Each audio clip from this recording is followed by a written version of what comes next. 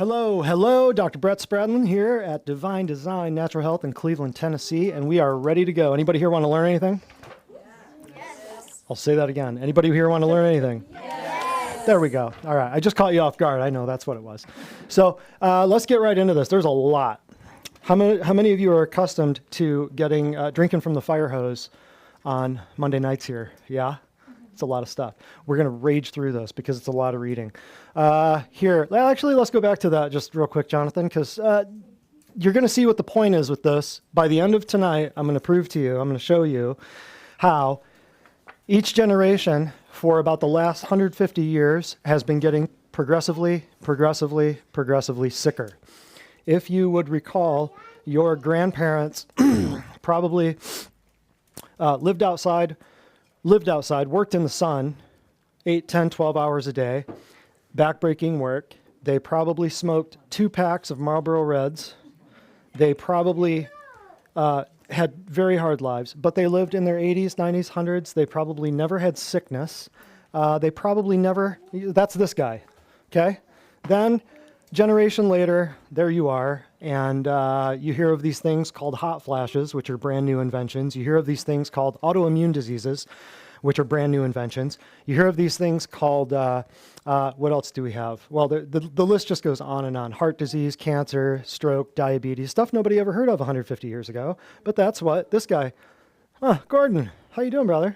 Come on in, have a seat. Then you have this guy here in the middle who's a little bit sicker than his dad. And then, last but not least, the guy on the left, and ladies and gentlemen, that is currently where we are in today's society, and I'm going to prove it to you, I'm going to show it to you, and I'm going to do it in a way where we won't get banned off of FBI book or Instascam, and we're going to do it in a way that you can share with your friends and family. Let's move on. So this Pottenger's cats. What you will learn this evening, who was Francis Pottenger? He was a medical doctor, so here we go. Why was this not in your textbooks? Why was this not shouted from the rooftops? Why was this not in the newspapers? Because if it had been in the newspapers, you wouldn't run a store selling the food that caused these problems. You wouldn't work for a company that made these foods that caused these problems. It was shadow banned. It was censored. It was censored 90 years ago. Censoring and shadow banning isn't brand new. We're not the only ones that get censored and shadow banned and kicked off YouTube forever. It's been happening for 100 years. Number 2, why are we talking about Dr. Pottenger? Number 3, what interests were shared between Dr. Pottenger and Dr. Weston A. Price? We'll talk about him a little bit. We already did a class on him a few months ago. The Price Pottenger Foundation, what are they doing? Where can you go for more resources? Blah, blah, blah. Number 5, the cat study of Dr. Pottenger, the famous cat study. Number 6, in classifying the experimental animals, how he did that, how he classified the normal, the deficient, and the regenerating cats. Next. Number 7, the raw meat versus cooked meat feeding experiment. It's fabulous. There's a raw meat group, there's a cooked meat group, and then there's regenerating cats. I'm going to show you what that's all about. It's going to blow your mind. But remember, I'm not telling you, go back pretty please, I'm not telling you, this is for cats. I'm not telling you have to eat everything in your life raw. I'll cover this later on. What I'm saying is, when you see this word, think organic, whole food, pure, unadulterated, traditional, indigenous diet, raw meat. Then when you see this food, think refined, think processed, think bags, cans, boxes, frozen TV dinners. Okay? Because I don't want people going, well, that's for cats. No, this is for humans. What he's doing is he's showing something in the laboratory cats that can be extrapolated over to humans because laboratory cats' lifespans are shorter, and you can watch them and observe them more quickly. So that's number 7. Number 8, sorry, I just had to throw that caveat in there. Other observations, a fun exercise to win something cool. We have that all set up, yeah? Yeah? Great. Everybody's filling out your little thing. Can I borrow this? Everybody's got one of these? If not, get one, because you're going to win something cool. I don't know what it is, but you're going to win something cool. A fun exercise, and then number 9, human nutrition. So how does this extrapolate over to human nutrition? And then 10, regarding raw milk, that dangerous disease-causing liquid. And then number 11, what are some human indications of a deficient diet? There are many. We're going to cover 6 or 8 of them, just to keep things simple. Number 12, other considerations to ponder, number 12. Number 13, Dr. Royal Lee's comments, what did Dr. Royal Lee have to say about all this? Number 14, oh yeah, there's no number 14. There we go. So number 13, Dr. Lee, who am I talking about? Dr. Royal Lee, he's the founder of Standard Process, the world's first supplement company. They're in their 95th year this year. It's the company that we use the most of. And they've been around for 95 years. And that was the first company that he coined the term multivitamin. He also predicted the autoimmune problem about 60 years before it would happen. So he knew his stuff. So here's the deal. Who is Francis Pottenger? So I'm kind of drawing a line between Weston A. Price. I'm connecting Weston A. Price to Francis Pottenger, and then I'm connecting them at the end. I'm wrapping it up in a bow and showing you how Royal Lee also knew about both of these guys and how the top 3 nutritional pioneers in the 20th century were completely ignored. And that's why we have the current situation that we have. And who wants to count the number of sirens we have during this class? Sam? Thanks. Happens every week, right? So who is Francis Pottenger? Medical doctor. Francis Marion Pottenger was born on May 29th, 1901. So 123 years ago. His education consisted of many different schools, shifting around in part due to intermittent poor health. How interesting. During his growing years, he suffered chronic ear infections and mastoiditis, inflammation right here, and was forced to spend 2 to 3 months out of every school year in bed. Can you imagine? Though his natural inclination was towards engineering, his father insisted that he become a physician. While he was attending medical school, he developed a hatred for the way civilized man treated himself and his children. That's interesting. So he wondered why people so capable of advancing, this is like right out of my head right here. He wondered why people so capable of advancing their technology failed so miserably in promoting their own biological health. Right. He felt a driving need to know and to understand how man could maintain good health and eliminate the chronic illness and so prevent children from suffering as he had. This missionary zeal led him to direct his inquiry toward the field of nutrition. Keep it right there for a second, Jonathan. There's a couple things I forgot to say at the very beginning. Because I want to say, this will explain, by the time we get through the end of this tonight, this will explain why someone's last pregnancy is always worse. Or I should say a woman. Sorry, I forget, we're in 2024. A woman's last pregnancy is always going to be harder and worse on her than her first pregnancy. Unless their patient's here, by the way. Unless they're here. If they're here, then their first pregnancy is going to be the worst, and the last one's going to be the best. I'll explain that later if you so are inclined. Our pregnant moms here have the best pregnancies they've ever had because we understand everything that is in this presentation. We understand how your body works. So and most of this, I just want to say real quick, most of this I have completely unadulterated. I've completely taken it in Francis Pottenger's own words from his own writings. So this is hardly any of this. He used these words. He wondered why people were so capable of advancing their technology. He developed a hatred for the way civilized man treated himself and his children. This is not hyperbole. This is him. This is him writing this stuff, for the most part, or his relatives, his nieces, nephews, farther down the line. Okay? So, and then the last thing too. How many of you have heard of Joel Wallach? Anybody? If you wanted to, you could read some Joel Wallach books and you'd see what Francis Pottenger was saying 100 years ago was also echoed by Joel Wallach. But they didn't know each other, and I'm pretty sure Joel Wallach didn't know anything about Francis Pottenger. But Joel Wallach is a vet, if that tells you anything. And he had wrote a bunch of books in the 90s that basically proved the same thing. Also keep in mind through this that when we get to the end of this, anybody in here work in medicine at all? Medicine is the #1 killer in the world. Pharmaceuticals, depends on who you read, first, second, or third leading cause of death. As of, what is today, the 3rd? Oh, in 1 week. I want us all to celebrate. In a week, the American Heart Association will celebrate 100 years of keeping their disease the #1 killer in the world. In a week, on June 10th, 1924, the American Heart Association started the American Heart Association in order to fix the #1 killer at the time, which was heart disease. Well, 100 years later, and the #1 killer in disease, the classification of disease, is still what? Heart disease. So for 100 years, they've had a chance to fix it, and they've made sure that their disease is still number one. And then along the same lines, I think it's this year too, American Lung Association's 120 years old. So if you're checking out at the checkout line and somebody asks you to donate to a disease organization, just make sure you do it. I'm just kidding. Totally kidding. Don't you dare do it. Next. Yeah, that's the last thing I want to say. We'll get to that in a minute. So who was he? Why are we even talking about him? What's Pottinger's cats? What is all this nonsense? Prior to his death in 1967, Francis was involved in developing photographic and X-ray equipment capable of giving simultaneous exposures and an accurate superimposition of the X-ray and photograph. He planned to investigate the changes in human anatomy over a span of 4 generations, roughly 1900, 20, 40, and 60.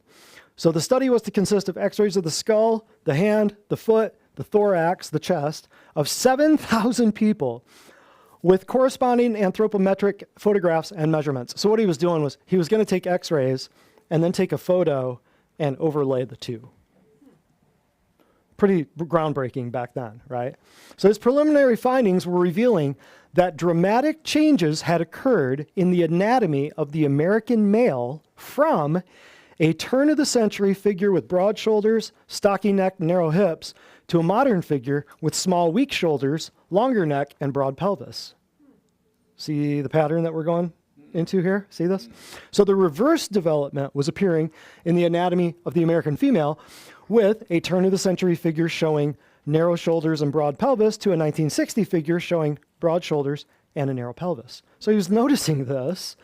He was noticing it from X-rays, from pictures, from everything else. What possibly could be causing this? So he set out to figure it out, and he was going to do 4 generations, 20, 40, 60, whole 9 yards, on 7,000 people. Monumental. Crazy, right? Oh, and one thing we'll say before we get into this, and you will learn too, the other thing I want to say before we get into this too, if you're not picking up your food in back alleys by dumpsters or in parking lots, you need to be, so that you're not buying any of your food in supermarkets or big box stores or fast food feed troughs. And if I don't convince you of that by the end of tonight, then I've forgotten, I've lost my way. Yeah, so there. Yep, that's another thing you're going to learn. Next. So why are we talking about him? Another reason here, Dr. Pottenger was among the first in his profession to recognize the health hazard of air pollution. This was back in the 20s, back in the 30s. So he worked tirelessly to alert responsible parties to the toxic properties of smog. He also was among the first to recognize the hazards of pesticides to human health. In a paper entitled Poisoning from DDT and Other Chlorinated Hydrocarbon Pesticides, he stated the widespread use of chlorinated hydrocarbons, such as DDT, in agriculture, animal husbandry, and about the home has been accompanied by a syndrome of liver and neuron, or brain and spinal cord, damage, and sometimes death. This paper presented the first reported cases of insecticide poisoning. So the DDT thing, when was that happening? Right around the same time. No, this is happening right around the same time. There's a lot of proof now coming out showing that what everybody was thinking was polio was actually DDT poisoning. Remember the kids running behind the trucks, getting sprayed? You see it on TV. You see little advertisements. You see pictures of it. And the kids are running behind the DDT trucks getting sprayed down. And a few months later, guess what? Everybody has polio, right? So, and what were the signs and symptoms? Liver and brain and spinal cord damage, right? So by the time you do the math and you figure it out, and you go, oh, everybody got vaccinated for polio because they thought it was a virus. What were they really doing? DDTing everybody. But that's a whole nother class. We'll talk about that farther down the road. Next. He defined the symptoms as, check this out. Why are we talking about him? He defined the symptoms of insecticide poisoning right there. Look at that. Hyperirritability, anxiety, confusion, inability to concentrate, forgetfulness, as well as slow or racing heartbeat. Most of my patients would say, hey, that just described my wife. Just kidding. Number 2, pathological liver hypertrophy. Liver means it gets too big. Renal lesions, spots on your kidneys. Loss of colloid in the thyroid, so your thyroid gets messed up. And changes in nerve and skin tissue. So when people get all tingly and they can't feel anything and their skin gets all jacked up and they're all irritable, anxiety, confusion, forgetfulness, racing heartbeat, and then the presence of insecticide in the body's fat deposits, these are symptoms of insecticide poisoning. So how many people do you know that you could go, I might know what's wrong? All the liver failure, all the renal problems, the kidney problems. How many people you know that are on dialysis? How many people you know with thyroid problems? Well, what if this? What if it wasn't just insecticide, but what if it was some of the same chemicals that they put in your perfume? Or that you're putting in on your lotion? Because guess what? That's what they did. But he was way ahead of his time. He noticed this back in the 30s. Next. What interests were shared between Dr. Pottenger and Dr. Price? Well, I'll just point you back to the Divine Design, Natural Health, the DDNH 194. That was the Weston A. Price, Real Life with Weston A. Price class. You might want to check that out. If you like this one, you're going to love that one, because I'll explain who Dr. Price was here in a second. And feel free to hop up and pull your hair out and scream at the top of your lungs, why didn't they teach me this in physiology class or anatomy class or in nursing or in high school? Why didn't anybody tell me this? What interests were shared? Well, in the 1940s, Dr. Pottenger became acquainted with this other guy named Dr. Weston A. Price. We'll talk more about him later on. But Weston A. Price was a practicing dentist with a very congenial spirit of inquiry. In other words, he liked to ask questions. In his desire to explain the prevalence of tooth decay and facial inadequacies among his patients and civilized peoples, Price set out on a worldwide odyssey to study the dietary habits of 14 isolated and primitive peoples. He found that those natives who still ate their customary natural foods, remember, indigenous, natural, traditional foods, whether primarily fish, meat, or vegetable, that should say fish, meat or vegetable, showed broad facial features, a perfection in their dental arches, and virtually no tooth decay. However, those who had been exposed to the civilized diets of commerce, remember, based on refined white sugar, white flour, processed foods, think frozen, think bags, cans, boxes, think processed, right? Those people showed narrowing of their faces, crowding of their teeth, and a high incidence of cavities. They also showed increasing susceptibility to TB and other degenerative diseases. Interesting. So like I said, DDNH 194, if you go on Rumble or BitChute or any of the other platforms where we haven't been canceled forever, you can find a whole, 2-hour-long class on Weston A. Price, and everything you'll need to know about him to go down the rabbit hole and learn more about him. And the changes that Dr.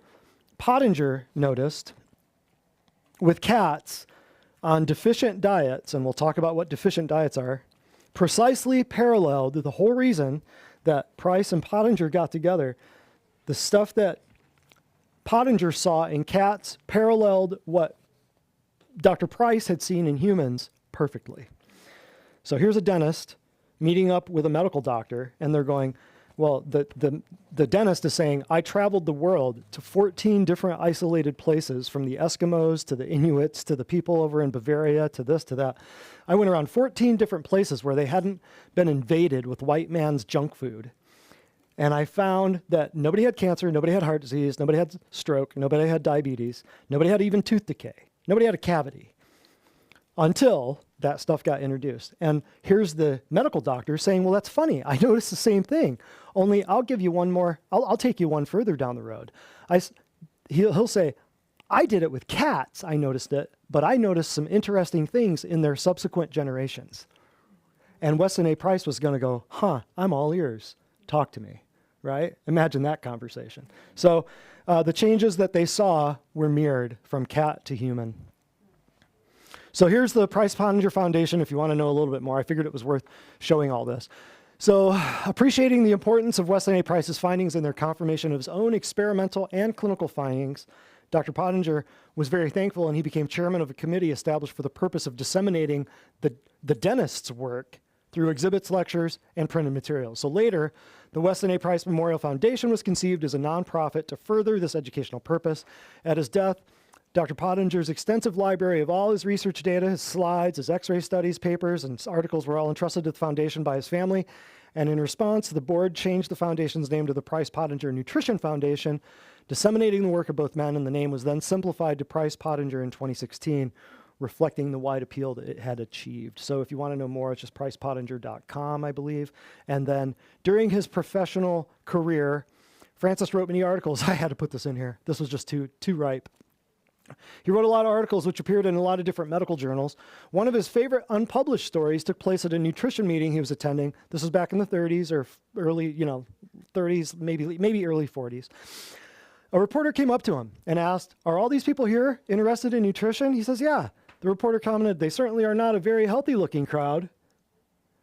This was in the 40s. Remember, there was no obesity, there was no cancer, there was no heart disease. To which Francis replied quizzically, "Why do you think we're here?" So the reporter was noticing that everybody looked sick back in the 40s. So don't you wonder, how far have we fallen? Next. Oh, yes. Ready for a commercial break? Yep. All right, everybody. Give Sam a wonderful round of applause. She just loves doing these commercial breaks. I just love it, yeah. I live for it. All right, this patient said, "When I started on the program, I had very low energy levels and I was not sleeping well.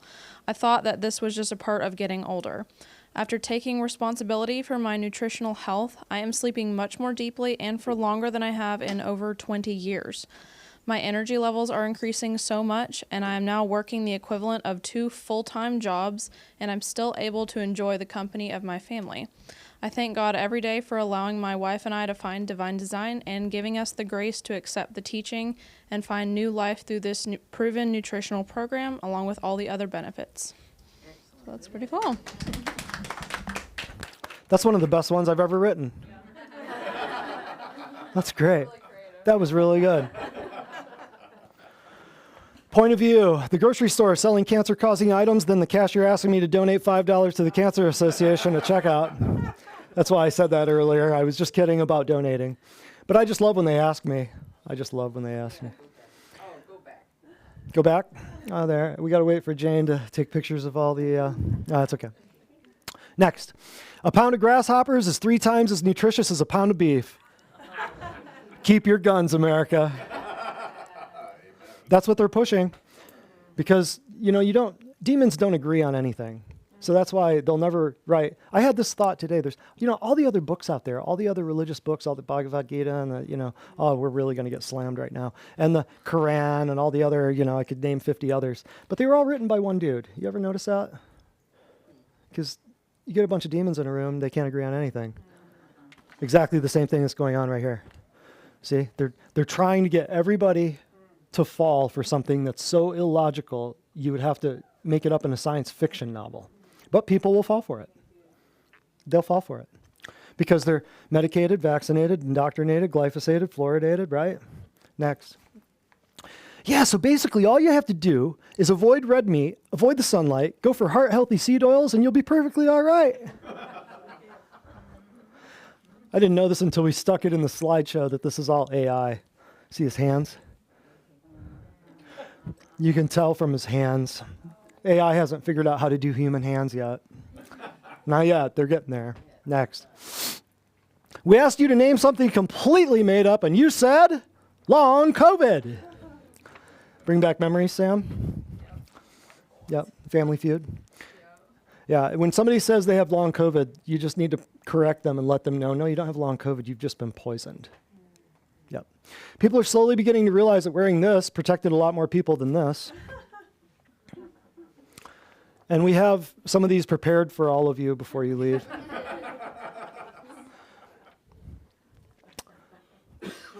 Depopulation agendas move pretty fast. If you don't stop and research once in a while, you could end up sterile or dead. Ferris Bueller's Day Off for all you 80s movies fans. When someone who watches the news, drinks tap water, trusts the government, eats bugs, uses fluoride toothpaste and sunscreen, and microwaves their food, calls me crazy, I think your pineal gland may have some blood clots.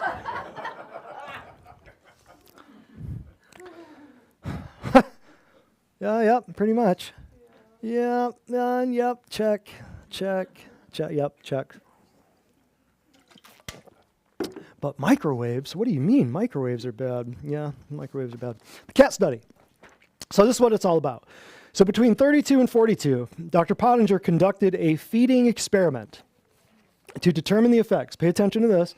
Write down some good stuff here, because you're gonna leave here and you want to look this up, and you're gonna go to Google and you're gonna type in Pottenger's cats, and you're gonna get down a rabbit hole, because everything on Google is gonna tell you that it's fake.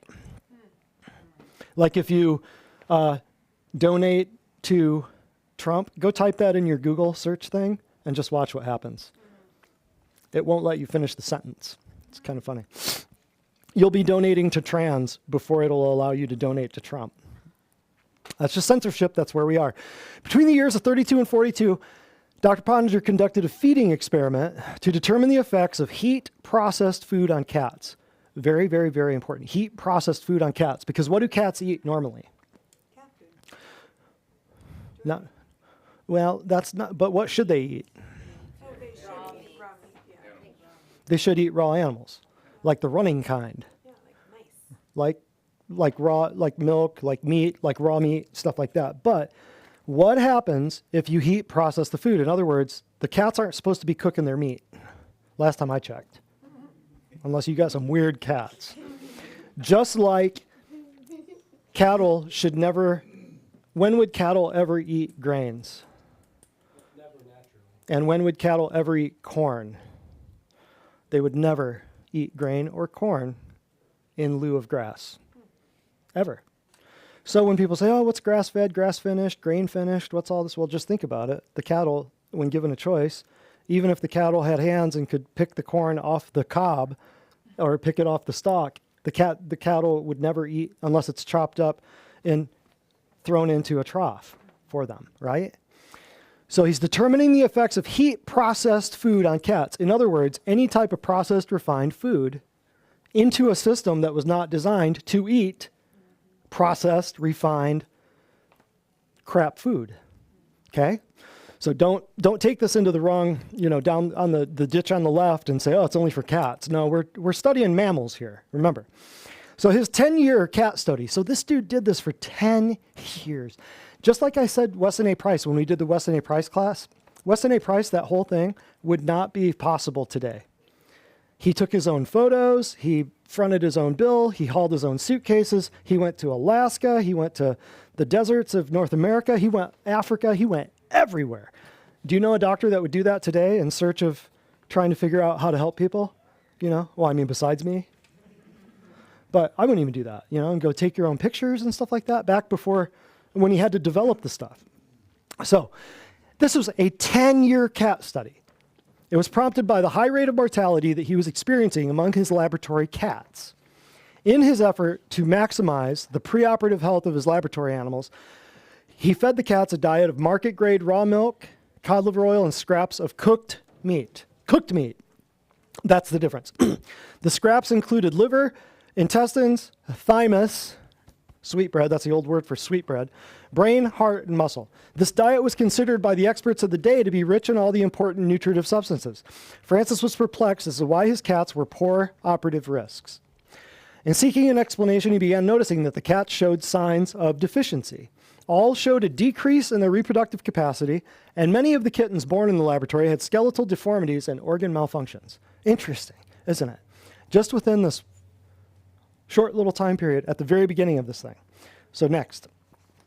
As his neighbors kept bringing him increasing numbers of cats to his laboratory, the demand for scraps of cooked meat exceeded his supply, so he placed an order at the butcher for scraps of raw meat, again including the viscera, muscle, and bone. So he was kind of had his back against the wall and was like, I'm running out of food for these cats. Well, we'll just get a bunch of raw stuff from the butcher. What did he notice? Interesting.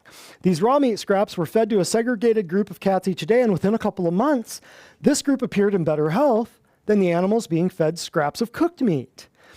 Their kittens appeared more vigorous, and most interestingly, their operative mortality decreased markedly. What was the only difference? Cooked meat versus raw meat. Interesting, isn't it? You're already, I hear the gears turning already. I smell the smoke. You guys are already You guys are already getting it. So the contrast in the apparent health of the cats fed raw meat and those fed cooked meat was so startling that it prompted Dr. Pottenger to undertake a controlled experiment. What he had observed by chance, he wanted to repeat by design. He wanted to find answers to such questions as, why did the cats eating raw meat survive their operations much more readily than those eating cooked meat? Isn't this what science is supposed to do? Question these things and figure it out. Why did the kittens of the cats fed raw meat appear more vigorous? Why did a diet based on scraps of cooked meat apparently fail to provide the necessary nutritional elements for good health?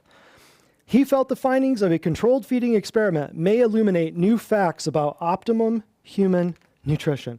Can you guys already track this? Can you already see where this is going? It's pretty crazy, isn't it? Are you starting to rethink your Michelle Obama school lunches? So the cat study is very unique. Just like the Weston A. Price thing we talked about back in, that was January or February, DDNH 194. The cat study of Dr. Pottenger is unique. There is no similar experiment in the medical literature. So accordingly, the studies met the most rigorous scientific standards of the day, and their protocol was observed very consistently.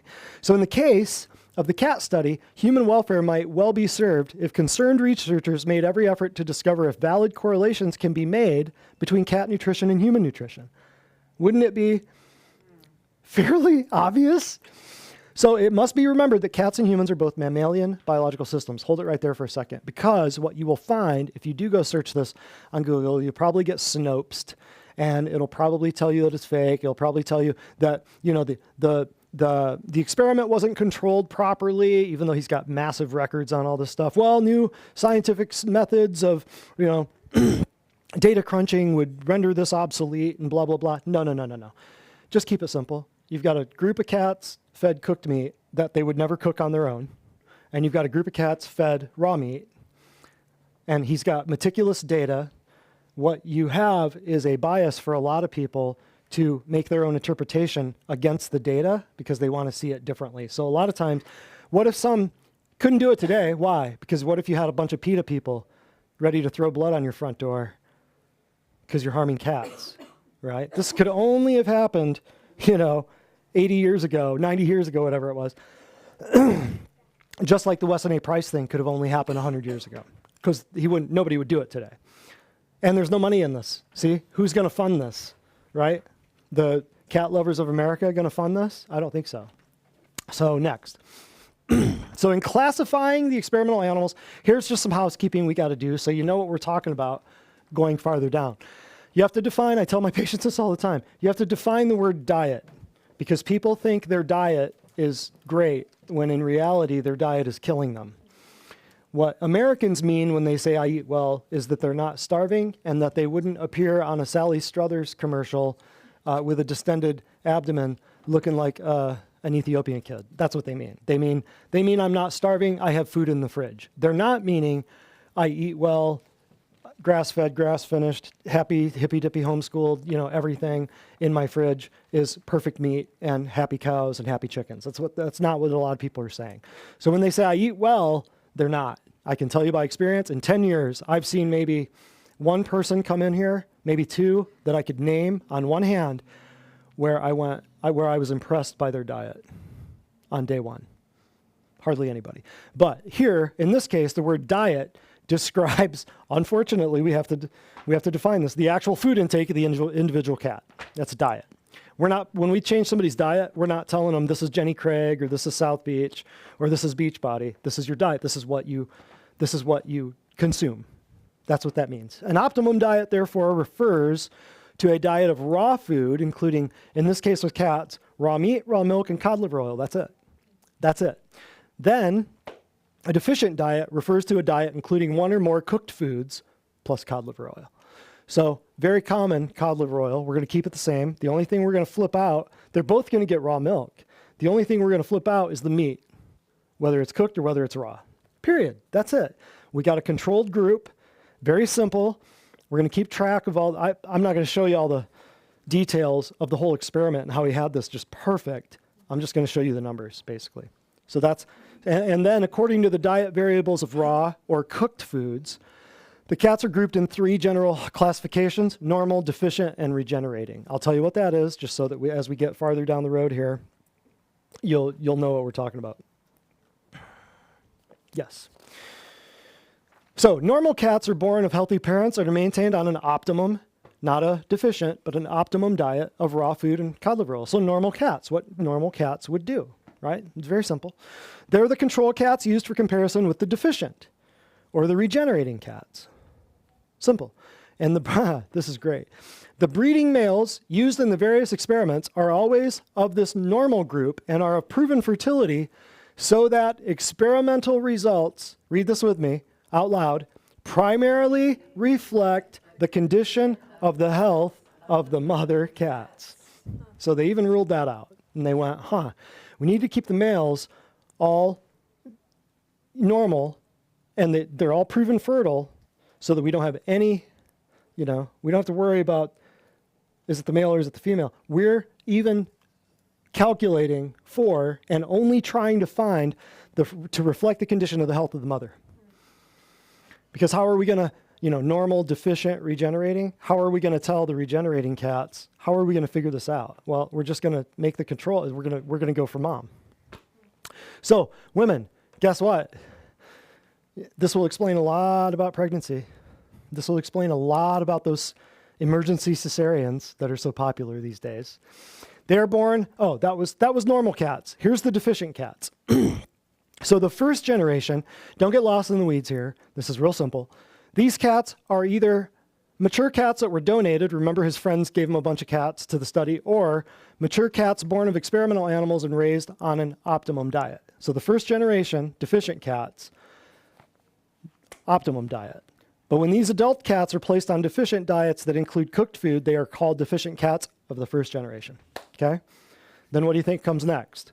Second generation. These cats are the kittens born to the females of the first deficient generation, eating a deficient diet for various lengths of time prior to and during gestation and lactation. So at the end of nursing, these kittens are maintained on a deficient diet. So you got the deficient, generation 1, generation 2. Then you got the third generation. These cats are the kittens born of the second deficient generation and maintained on deficient diets all their lives. Regenerating cats. This is interesting. This is it. Of the first order, so you have a female cat of the first deficient generation placed back on an optimum raw diet after giving birth to a deficient litter. Her next kittens benefiting from her improved diet are called regenerating cats of the first order. Very interesting how they did this. Very interesting. So you've got a female cat, she's deficient. She goes back on an optimum raw diet after giving birth to a deficient litter, but her next kittens, benefiting from her improved diet, are called regenerating cats. So they're regenerating back to normal. And then we're going to control this and figure out how long does it take for the normal cats to become deficient when you feed them deficient, not optimum food. And then can we, and if so, how long will it take us to take these cats from deficient back to normal? Fascinating, huh? Fascinating. So of the second order, these cats are born to a cat of the second deficient generation and are placed on an optimum diet. They're regenerating, so they go back on optimum diet. Got it? Here it is. Of the third order, there are never more than 3 generations of deficient cats because of the third generation's inability to produce healthy, viable offspring.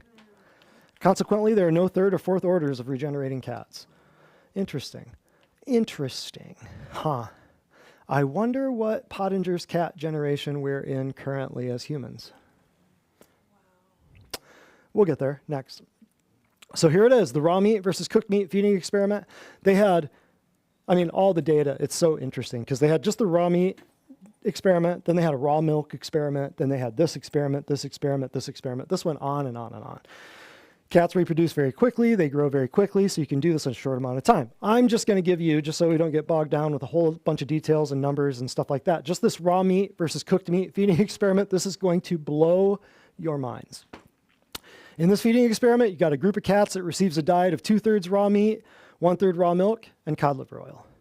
Second group gets 2/3 cooked meat, 1/3 raw milk, and cod liver oil. Only difference, raw, cooked. That's it, okay? And so this experiment is just the raw versus cooked. The comparisons were made between the two groups on the basis of their growth, their skeletal development, their dentofacial features. We're going to focus on that later on. Dental health, we're also going to focus on that later on because of some interesting little things that I have noticed lately.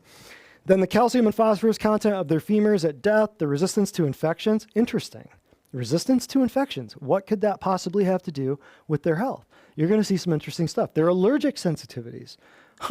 And then their reproductive efficiency, you have to define this, meaning the ability of the female cat to become pregnant, to deliver, and to nurse viable offspring. It's 3 separate things, right? And wouldn't you say that in human medicine, being pregnant, delivering, and then nursing?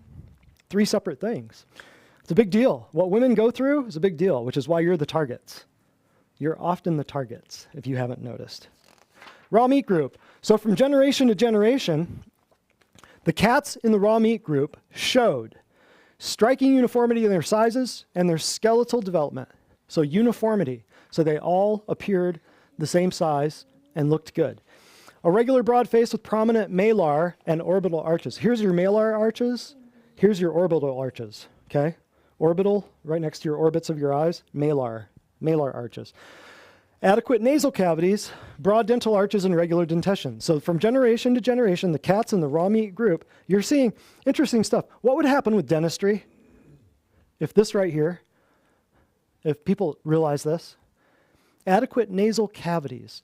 You mean to tell me that maybe some of people's, kids' breathing problems, asthma problems, this and that could be because their skull didn't develop the right size nasal cavities because they were on crappy nutrition? Absolutely. Broad dental arches. What if everybody had broad dental arches and you didn't have to have braces and frankles and appliances and, teeth pulled and, and regular dentition. Look at that. The configuration of the female skull, notice this, 2024. The configuration of the female skull is different from the male skull, and each sex maintains its distinct anatomical features. Amen. Can I get an amen on that one? Because you know what? You're learning stuff here that your doctors don't even know, because most of your doctors would disagree with that. The American Medical Association says that it's okay to chop up little boys and girls. Those are your doctors. That's where they're at. Go ask them. Go talk to them. The membrane, No, I'm talking your medical doctors. Most of the people who are going back to the doctors who tried to kill them 4 years ago, you go back to those doctors, now they're trying to sign up your grandkids for gender transition, right? So the membranes, all your membranes, your eyes, your ears, your nose, are firm and a good pink color with no evidence of infection or degenerative change. Tissue tone's excellent, fur is good quality with very little shedding. Interesting, ladies, with your hair falling out and clogging up the drains and stuff. And then I get to talk to your husbands about it. Their internal organs showed full development and normal function. What else did we have? They show no signs of allergies. They're friendly and predictable in their behavior patterns. Right? After being dropped 6 feet to test their coordination, they always land on their feet and come back for more play. What's happening with kids today? Kids can't even run a 100-yard dash. They're tripping over chalk lines. It's nuts. It's crazy. These cats reproduce one homogeneous generation after another, with the average weight of the kittens at birth being 120 grams, right? Miscarriages are rare. Litters average 5 kittens, with the mother cat nursing her young without difficulty. So that's the raw meat group. You want to see the cooked meat group? Are you sure? Okay, here goes. Each kitten in a litter was different in size and skeletal pattern. Evidence of deficiency is, and I want you to think everything we go through, because there's like a good list here. I just took out the results of the results. I want you to think how this translates over to humanity. Each kitten in a litter was different in size and skeletal pattern. All kinds of skeletal anomalies and, weird things happening with kids now. Evidence of deficiency is plain to even the casual observer. Have you ever seen some kids, or you notice that there's one that's just not, it sticks out, right? Now it's not just one, right? There's a lot of kids out there that just aren't looking too hot. I was in school, never heard the word autism. Now, 1 in 600 or something is autistic. Like, they're building schools for these people, right? And I'm not saying that in a bad way. I'm saying we have a whole industry, cottage industry, popping up to now that has to care for and take care of something that never existed 50 years ago. because you never had autism 50 years ago, right? And 99% of your autistic are boys or girls? Boys. Why? There's a reason. Your medical doctors would never believe it, but there's a reason. I could explain it to you. Long bones increased in length and decreased in diameter. Long bones, so think about this, increased in length and decreased in diameter. Where does your immune system come from? Bone marrow. So hold that thought, because we'll get to something that goes in line with that. In the third generation, some bones became as soft as rubber. In the third generation. Heart problems. What was it I mentioned earlier about heart? What was that? I mentioned about the American Heart Association. They've had 100 years. They've had 100 years to fix number one killer being heart disease. Since 1924, the American Heart Association, and it's still the number one killer 100 years later. What have they done? Taken your money and made sure that all of you are on blood pressure medications and cholesterol drugs. That's what they did. Heart problems. So why would a heart problem? Who in here has watched my heart class? We heart you too, we heart you more. What's the number one organ in your body that eats when you eat a meal? It's the first organ that gets all the nutrition. What's the only organ in your body that will never have cancer? Heart. Do you see why? Because it's the first organ that gets the nutrition. Right? Ask your cardiologist that one. So that's how important nutrition is. Your heart will never have cancer because it's the first organ that eats. Ask your cardiologist about this. It'll blow his face off. He won't even know how to look at you. But your heart and remember, you're at a heart center for excellence, because whatever heart center you go to in whatever city, it's one of the top 10 in the world. Remember. But the cooked meat group, you got heart problems. How could this be possible? Because they're on a deficient diet already, right? So of course they're going to have heart problems because their diet's already deficient. So of course one of the first things that's going to show up is heart problems. How about this? Oh, and by the way, they're putting pacemakers in 10-year-olds now. No. What else are they going to do? It's all they know to do. They're putting pacemakers, Bluetooth pacemakers in 10-year-olds. And it's perfectly okay, and the parents love it. The parents are like, medicine saved our kid. Next is nearsightedness and farsightedness. How could that be possibly linked to nutrition? Any idea? Huh? What are your eyes made of? They're attached to your brain, so they're nerve tissue. So nerves are made of fat, right? And if you're cooking everything, there goes the fat content. So guess what? There goes your sight. Or for people who don't eat meat, the vegans that want to tell you, how great they are for being vegan, nearsightedness and farsightedness, their teeth are falling out, their skin's falling apart, their hair's falling out because they figured they got a better idea of eating a better diet than what the creator told them to eat, so they're going to do their own thing. Nearsightedness and farsightedness, very common among people with a deficient diet. And how many kids these days have nearsightedness and farsightedness? We'll talk more about that later on. Underactivity or inflammation of the thyroid gland. Oh my God. The one gland in your body that has everything to do with the temperature of your body.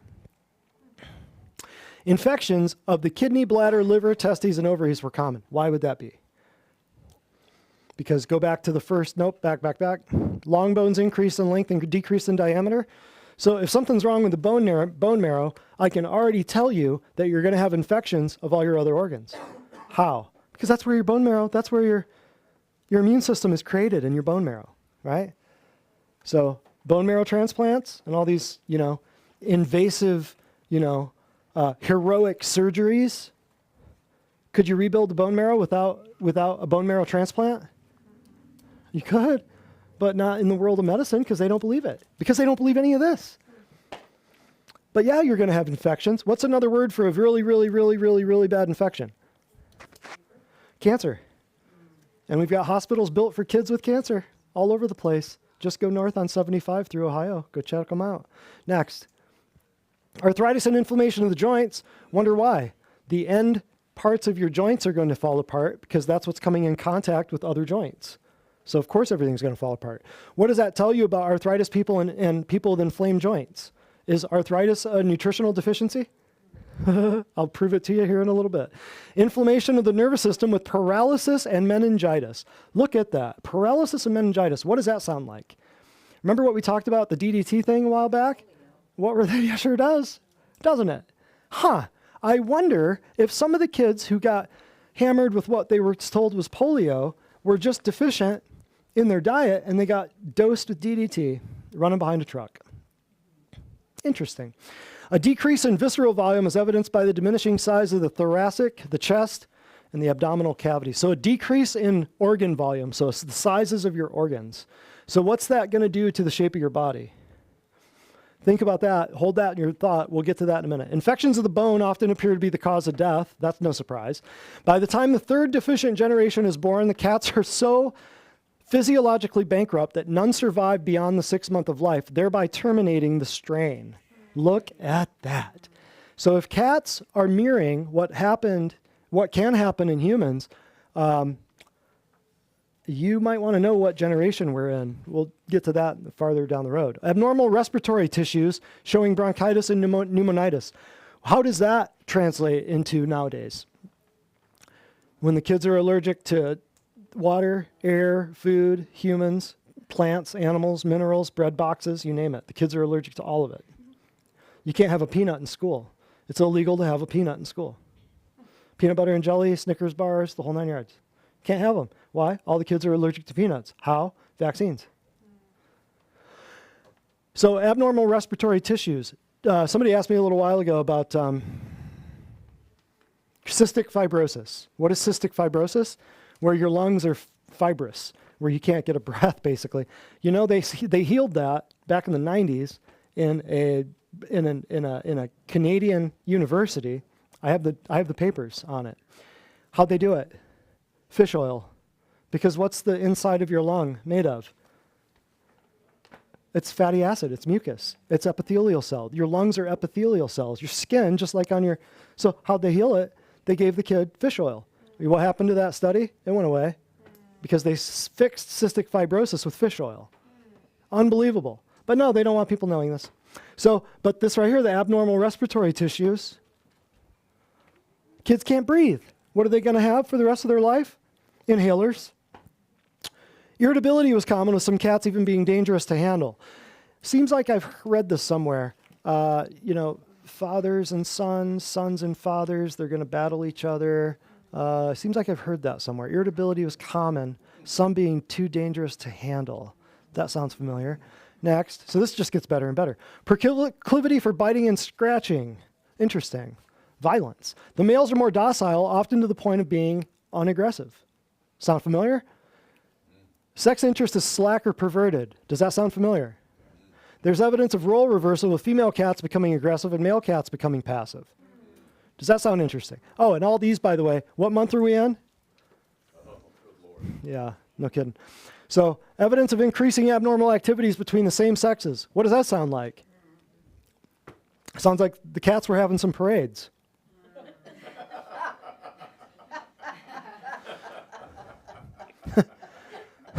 Such sexual deviations are not observed among the cats fed what? Interesting. So do you think these cats are going to reproduce? So that's a depopulation effort as well, is it not? In our world. Oh, right here. Vermin and intestinal parasites abound. What does that mean? Like you get them in cats. Do people get parasites? You bet. You bet. Had some today. Not myself, but next. we have parasites in here all the time. It's great. The 6-foot, 2-legged kind. Skin lesions and allergies appear frequently and are progressively worse from generation to generation. How about all your dermatology offices going crazy, right? And the kid has eczema, and the kid has dermatitis, and the kid has psoriasis, and the kid has allergies, and we're just going to give them a shot. We're going to give them a steroid. We're going to give them an antifungal. That's what that is. Females frequently present ovarian atrophy and uterine congestion. Read that as can't reproduce. Males often show failure in spermatogenesis. Read that as infertility. Abortion in pregnant females is common, running 25% in the first deficient generation to about 70% in the second. Now remember, too, this is his words. So you and I would call that now, because of the last 50 years of Roe v. Wade, we would call this miscarriage. To not have any confusion, right? Words get changed over 50, 60, 80 years. So deliveries are generally difficult, with many females dying in labor. Nowadays, we have doctors scheduling their tea times so that they can get on the course by a certain time, and therefore we do the whole epidural thing to speed you up, and Pitocin to slow you down, and then your heart's going brrr, off the charts, and then, oh, we got to do an emergency C-section, and then you're in an emergency, and you're like, yeah, sounds like a good idea, yeah, and then then you're ripped open, and then you've got guts and cuts, and you've got all kinds of stuff, and then is the baby okay? Where's the baby? Oh, the nurse has him. What's the nurse putting in him? I mean, it's a mess. It is an absolute mess. The people that have told me baby stuff that happened before they got here, and then they come here, and I say, that ain't happening with my patients. And then we hook them up with somebody, they have their baby at home, they save 20 or 30 grand, and they have their baby at home on the couch, and nobody touches that kid but them. Oh yeah, nice. We've built this whole industry of birthing in hospitals. Wait a minute. Who goes to hospitals, sick people or well people? Sick people. So you're going there to have a baby. Explain that to me. Doesn't make sense. But deliveries are generally difficult, many females dying in labor. I'll bet a lot more women would die in labor if medicine if they weren't there with a crash cart ready to go nowadays, because everybody's falling apart at the seams, right? The mortality rate of the kittens is high, as the kittens are either born dead or are born too frail to nurse. What is the country in this world that has the highest infant mortality rate? United States. What's the country in the world that has the highest cancer rate? We are. What's the country in the world that has the highest maternal mortality rate? We are. What's the country in the world that has the highest vaccination rate? All those things combined, it doesn't take a very smart person to figure out, I see a pattern forming here. Next. Following delivery, a few mother cats steadily decline in health, only to die from some obscure physiological exhaustion in about 3 months. Why would that happen? You just got done evacuating this massive, conglomeration of protein that came out of whose body? Yours. So a few months later, you drop dead. Sounds about right. Other cats show increasing difficulty with their pregnancies, and in many instances fail to become pregnant. Fertility clinics, can we say? The average weight of the kittens born of mothers fed cooked meat is 100 grams. It's 19 less than what we talked about earlier. So low birth weight. NICU, neonatal intensive care units, going off the charts. They're always full, right? You can't even get a room in there anymore. Even if you call ahead and book it on Airbnb, you can't even do it. One mother cat delivered 6 kittens, 2 of which she devoured on the first day. She showed no inclination to care for the remaining kittens. She was unable to nurse because her mammary glands presented no evidence of preparation for lactation. How about the stuff you see every once in a while where a high school girl goes into the stall and has a baby, and then it ends up in the dumpster, and then that story ends up on the news. I've heard that a few times, right? Or somebody just beats their kid. Somebody has a baby and just, what happens? Well, you're dealing with all of this stuff that's, no inclination to care for the remaining kittens. You're dealing with all this skitzed out craziness from people being indoctrinated, medicated, vaccinated, glyphosated, fluoridated, you name it. Next. Isn't that great? Isn't that uplifting? You guys came to the right class. Sam, you want to come on up? Commercial break. Sam, come on up. All right. This patient said, for almost a decade, I suffered with debilitating irritable bowel syndrome flare-ups that left me anxious, fatigued, and afraid to eat. I would end up embarrassed and running to the nearest bathroom almost every other day. Since my care plan here started, I have gone longer than ever without having a flare-up. I enjoy eating with freedom, knowing exactly what my body needs. I'm on my way to forgetting what it feels like to have an IBS flare-up. It's awesome.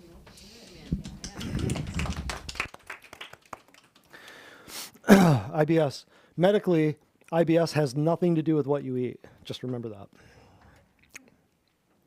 Tough crowd. You're supposed to laugh at that. That's what they always tell people. That's what they always tell people. No, your diet doesn't have anything to do with your intestinal problems. So let's check this out. Oh, Jane's already ready. She knows the good stuff's on the way. She's ready.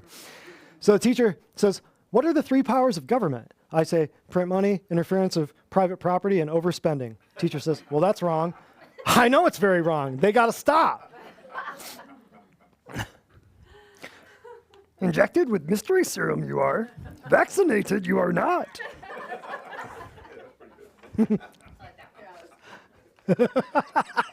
This lettuce died just so you could be a vegetarian. Have a heart, eat a rock.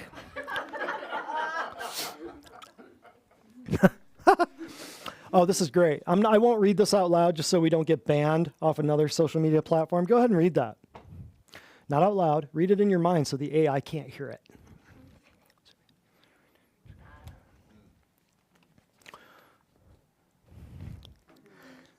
80% of the deviations from traditional norms over 25 years, 5,000 kids. And that was the beginning of May. So, is this being done to people on purpose? 100%. 100%. Here's the logo for the CDC, and there's what happens if you look outside. I think they're onto something. I wonder, Centers for Disease Control and Prevention, I wonder if they're spraying stuff. No. Oh, but that's supposed to stop in Tennessee, July 1st. Yeah, so that either means the skies are going to be really blue after July 1st, or they're going to get rid of their inventory and dump it right down your throat for the whole month of June. I'm not sure. And the water, yeah. For those of you who don't know what I'm talking about, watch the Hands in the Air class. We've been talking about this for years and years. How U.S. hospitals calculate medical bills. There it is.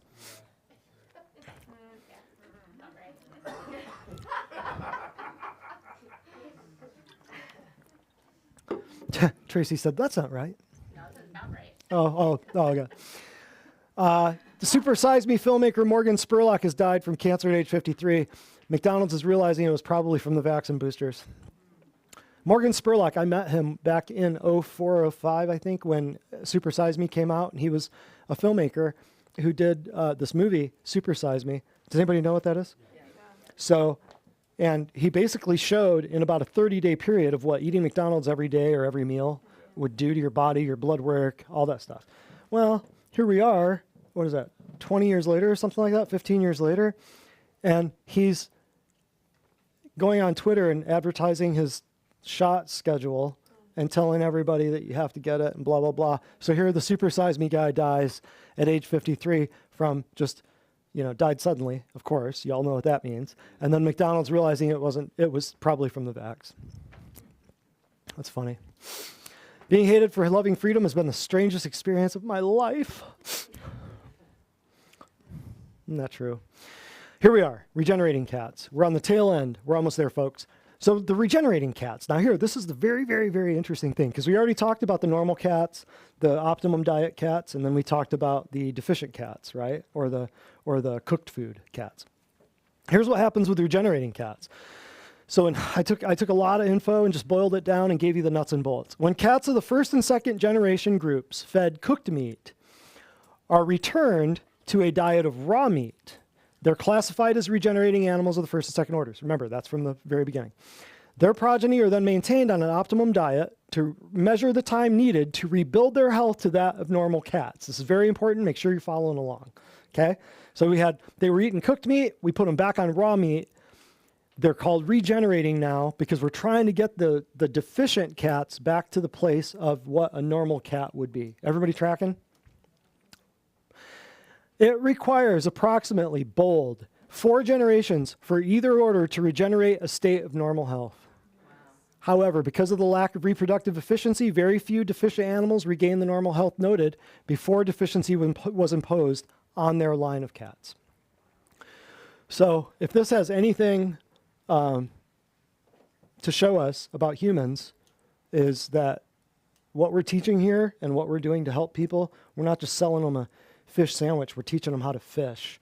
So where are your doctors? Where are your dentists? Where are your gastroenterologists? You know, the people who should have been teaching you how to eat and teaching us for decades and centuries how to eat should have been maybe the dentists, maybe the GI docs. But the GI docs, you go to the office and there's Starbucks, there's bagels, there's donuts. The nurses weigh 350 pounds and they've all got purple hair. Am I right or am I right? I'm right. Thank you, darling. Thank you.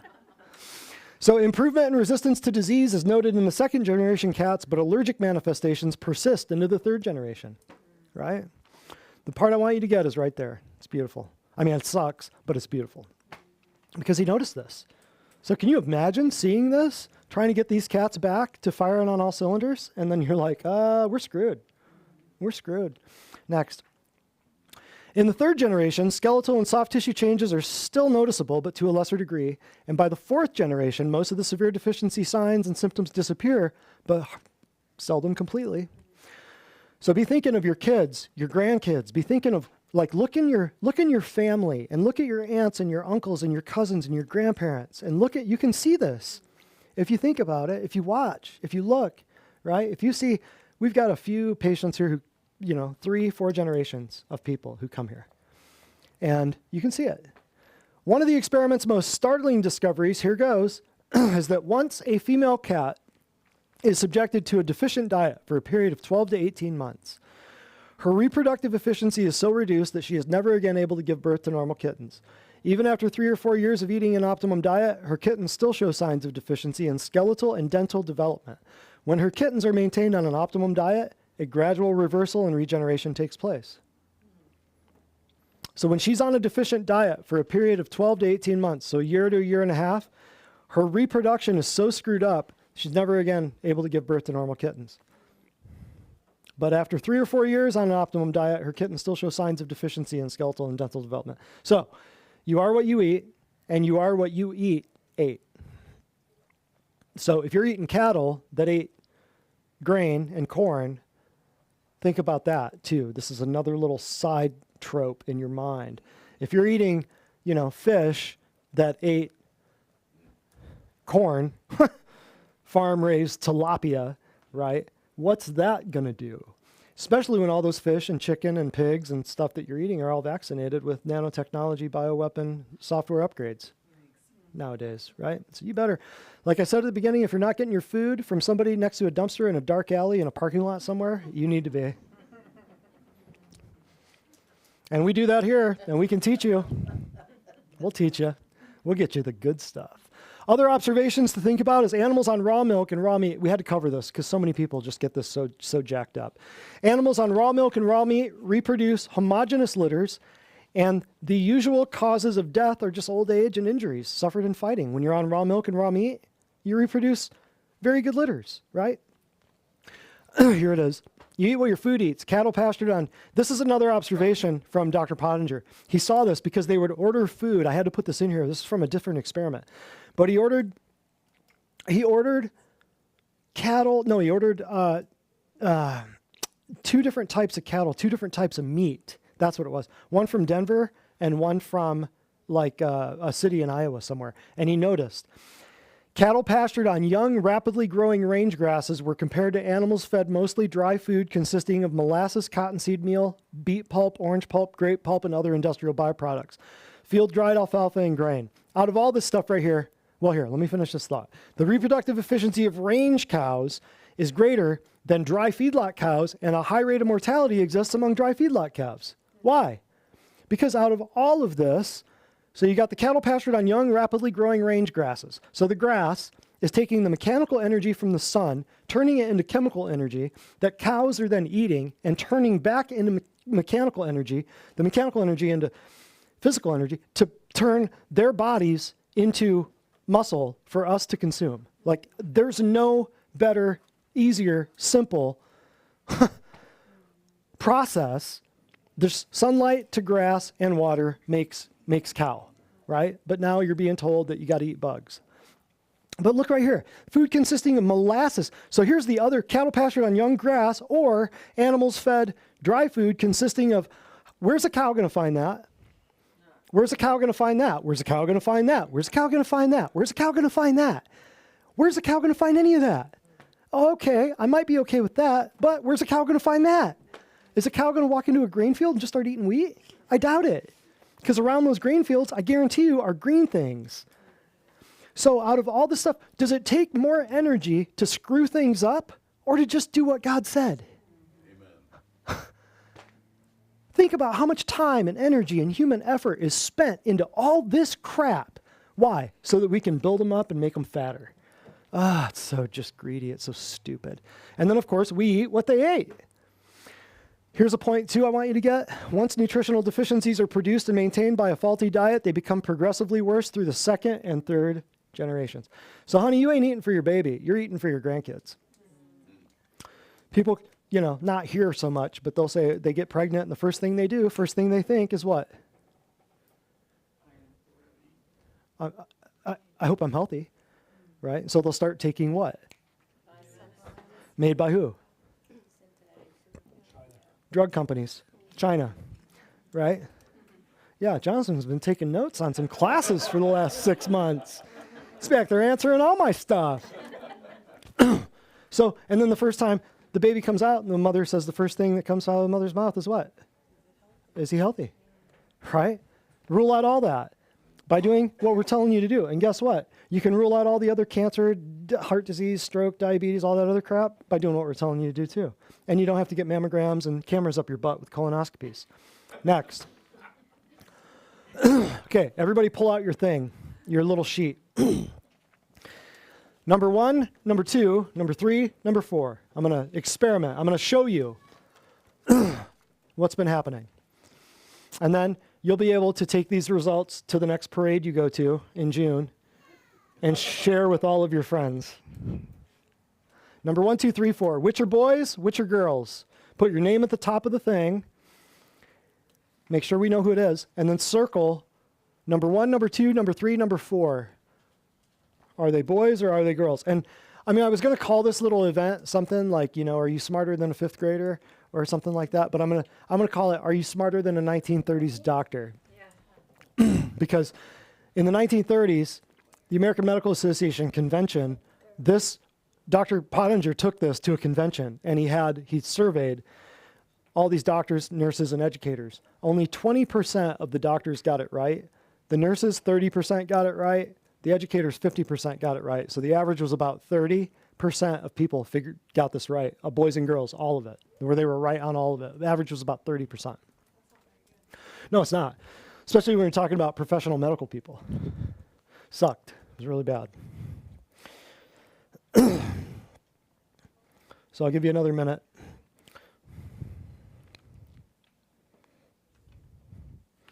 And then Sam will collect all the stuff. But we'll get everybody. I figured we'd have a little a fun little play along, little exercise for everybody, maybe give away some free stuff. I don't even know what we're giving. I'll just let you guys decide. I just let Nadia decide. It's like I trust her. She's got it down. But this is a illustration I wanted to show you guys as to what's been happening to people for the last 100 years.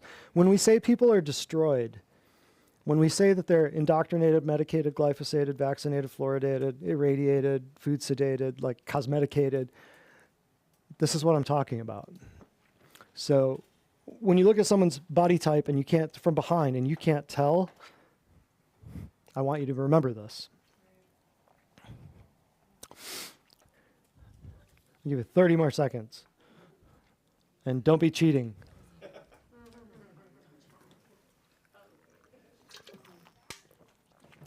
This is good. We're almost done. Wow, what time have we got? We're good. Oh, perfect. Perfect. Okay, everybody good? Good. All right, this is a fun little experiment. So hand everything in to Sam. Sam, if you win, you're not winning. If you win, you're not winning. I want to see if I'm right. I don't care if I win or not.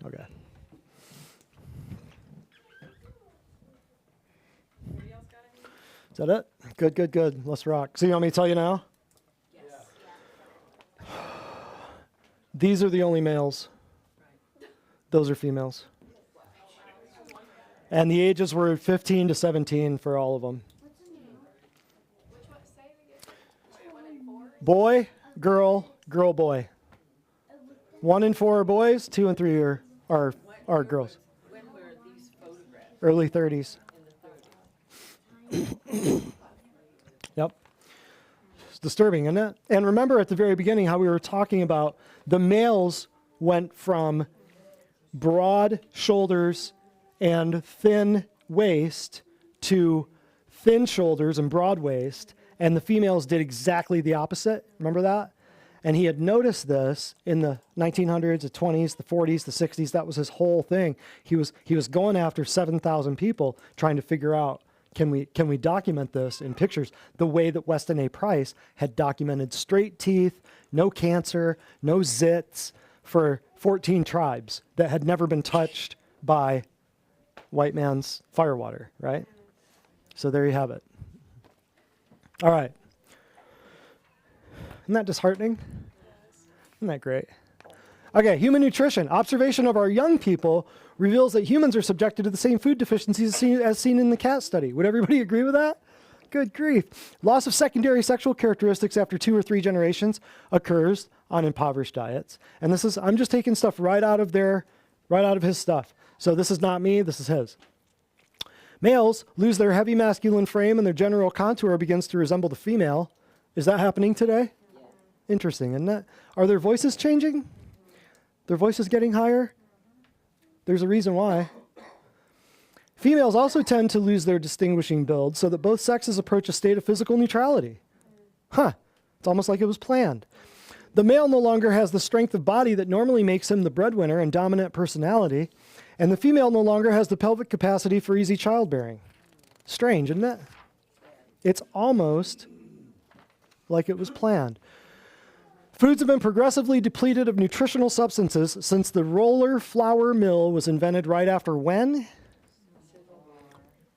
Late 1800s. So do the math. Figure out how many generations we're in, right? Canning, packaging, pasteurizing, homogenizing all contribute to hereditary breakdown. Why? Because you're taking the nutrients out of the food. You're cooking the nutrients out of your milk because you're afraid of a bacteria. And here, same thing. You're just destroying the nutrition that's been in that food for thousands of years. The food that kept people alive for thousands of years, you're making people afraid of it while creating other foods that will just straight up murder them. So the rolling flour mill, there's a little bit of contention there because that was his stuff, but I would say, Civil War, that was just America. Okay? What about World War I? What about when we finally had to figure out a way to ship food thousands of miles away so that we could efficiently kill other humans? So that's World War I. So sometime between the late 1800s and the early 1900s is when all this started into play, because that's the only time when we figured out how to process foods and how to take the nutritional value out of food so that we can destroy the food. Does that make sense? So just remember that. Next time somebody says, "Oh, the bags and cans and boxes, you gotta die sometime." Yeah, well, you can decide, right? So, and here's some points about raw milk. And remember too, when was he born? When was Francis Pottenger born? 1901. Royal Lee was born 1895, right? And I'm pretty sure Weston A. Price was born right at the end of the 1800s. I can't remember, but all those guys, separately and together, saw what we just mentioned. Men becoming women, women becoming men. So regarding raw milk, this is Francis Pottenger right here. Is it possible that a food that has nurtured man since the earliest farming times has suddenly become harmful to him? Of course, it's hypothetical. The answer is no, right? But a lifetime consumption of clean, fresh, raw milk from healthy cattle does not produce metabolic disease in man. Cholesterol is not the villain. The villain is what man does to his cattle and milk. He was saying this 85 years ago, before the invention of cholesterol drugs, statins. Isn't that great? He already knew. So optimum raw milk is one of the best and cheapest foods available for infants and children, and I would put adults there, but obviously for infants and children. Essential Minerals, fats, proteins, hormones, enzymes, antibodies, all present in the finest raw milk promote good health among young and old alike. If we are to practice true preventative medicine and optimize the health of the human race, we must take the necessary steps not only to ensure the safety of the milk, but to ensure its nutritional value. You will never hear a medical doctor say that. It just won't happen. They will tell you raw milk will kill you. Just like the sun, just like the salt, just like the red meat, everything else. They'll tell you drink tap water.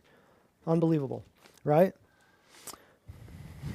Yeah, and if you want to know more about raw milk, talk to Nadia at the counter after. This is a drop spot for this whole town. So if you guys are interested in that, if you're a patient here and you're not doing that, you should. It'll change your life. It's the original food. Doesn't get any better than that. It's the original food. What are some human indications of a deficient diet? Well, this is just a short list, but you can tell by looking at people right here. Thin, splitting, peeling nails due to disturbances in protein. Thin skin due to lack of fat. Thick skin due to carbohydrates. If they eat a lot of sugar, drink a lot of pop, stuff like that, thick skin. Dry, brittle, lackluster hair caused by decreased fatty acid intake, irritability without cause, exhaustion in varying degrees is a universal form of deficiency. All of these right here are things you can see. Hair, skin, and nails. You can look at the eyes, the whites, the conjunctiva of their eyes. You can look at their tongue. You can look at their mouth, the membranes. You know, farmers always look at what part of the animal to judge the health. Mouth, gums, teeth. But this right here is, and once again, my male patients would say, oh, that just described my wife. But here's the exhaustion in varying degrees is a universal symptom of deficiency. Why? Anybody who's been in my classes before, Jane, you already know this one. Anybody? Why is exhaustion? Why is fatigue? Why do you automatically know? Anybody? Because you're not, if somebody is tired, I automatically know that their food sucks. Because they're not, that's where you get your energy. So if your energy sucks, if you're constantly chronically fatigued, tired, can't get out of bed, I know the problem. Your energy is lackluster because your energy source is lackluster, right? But you go to a medical doctor, they'll put you on all kinds of stuff for chronic fatigue. They'll have you going to a psychiatrist before you know it. Irritability without cause makes sense, right? What are some human indications? There are many more, but those were just observable to him back in the 30s and 40s, right? So what are some other human indications of deficient diet? Well, in applying the principles learned from our experimental work, he's talking here with cats to human beings, we find two things. All people are influenced by preceding generations. Let that sink in for a minute, right? And people can be healthy only if the stock from which they come is healthy and the food they eat is adequate. What are some human indications of a deficient diet? Here's more. Since the individual is a product of heredity, the way he develops after birth depends on the nutrition of his inheritance as well as his own nutrition. So not just your grandparents and your parents and down to you, but it's what you're eating at the same time, right? For this reason, nutrition becomes one of the most important elements in preventive medicine. Just like that last slide, preventive medicine. Where's the American Heart Association been, the American Lung Association, and Alzheimer's Association, and all these guys in preventive medicine? They've been telling you to eat stuff that's killing you. No, don't eat the butter, eat the margarine, right? For 60 years, they've been doing that. Good food is important to the infant, the adolescent, the adult, and especially to the expectant mother. Ask Weston Price. We covered some stuff in the Weston A. Price class about how he spoke to and witnessed Eskimos having babies in the middle of the night, rolling over, and the husband not even waking up. We talked about that in the class. At any age, the woman just rolled over, had the baby, went back to bed. That was it. There was no pain. Yeah, we talked about it. It's not supposed to be, right? It's supposed to be, if you're eating the right foods, right? At any age, injury can be done by an inadequate diet. At any age. So inadequacy in infancy and childhood alters development in later life. It affects the efficiency of organic function, reproductivity, and general physiologic activity. So you see, grandpa, sonny boy, grandson, this is where we're heading. If we don't, in your family and everybody else's family, if we don't turn this Titanic around, We're screwed, blued, and tattooed if we don't turn this around. You ready? Come on up. Everybody give Sam a round of applause. All right, this patient said, for 5 years I have had so-called tennis elbow and pain in my hands. The joints in my fingers were very stiff and always felt swollen. After Dr. Spradlin adjusted my elbows and fingers, I instantly felt a difference. And in the days following, the pain in my elbow was gone completely and my hands felt considerably better. So, yeah. Yeah. I didn't have to send him to a rheumatologist. It's crazy. They'd put him on Humira or some other chemotherapy drug. And leading cause of death in America today? That's not true. The leading cause of death, well, today, yeah, pharmaceuticals. But the leading cause of death in the world, not just America, is abortion. Done by who? Medical doctors. Along with organ harvesting, blood donation, all the stuff we went through in Nothing But the Blood, which is a class we did last month that you might want to check out. We go through the wonderful gifts that medicine has given us, and if you look at that list, you'd be shocked because not too many good things came out of medicine. We've been tricked into thinking that life-saving emergency surgery and this and that and yada, yada, yada, but it's far, far outnumbered by stuff like this. Cats died after drinking raw milk from cows infected with bird flu. That's a real article, by the way. That's real. Can't make that up. So what are they? It's interesting. It's so, if you study this, how they do this, they're making you afraid of 3 different critters at once. So you'll be afraid of cats, you'll be afraid of milk from cows, and you'll be afraid of birds. And I bet if you read this article, they don't really tell you how the cow got bird flu. The cat probably choked on some pesticide or some atrazine or some glyphosate, if it even existed. But what do they say? Like a lie can travel halfway around the world before the truth even gets its pants on. So somebody just reads this and they go, oh my gosh, we got to get the bird flu vaccine. So they're already setting you up for it. It's nuts. But you read stuff like that and you go, is this a Babylon Bee headline? That was just recently. Yeah, is it? So you look at it and you go, gosh, is this Babylon Bee again or no? Or is this reality, right? So yeah, just be afraid of raw milk. Be very, very afraid of raw milk. I'll read this so you guys can. National school lunch testing for, I mentioned Michelle Obama's school lunches. This is why I did it.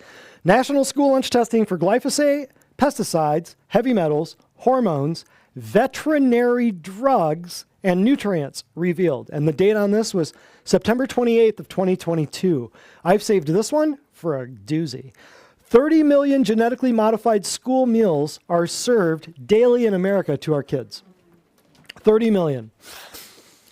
The testing of 43 school lunch samples shows 93% of the school lunch items contained carcinogenic, endocrine disrupting, liver disease causing glyphosate. So, So 74% of the samples contained at least one of 29 harmful pesticides.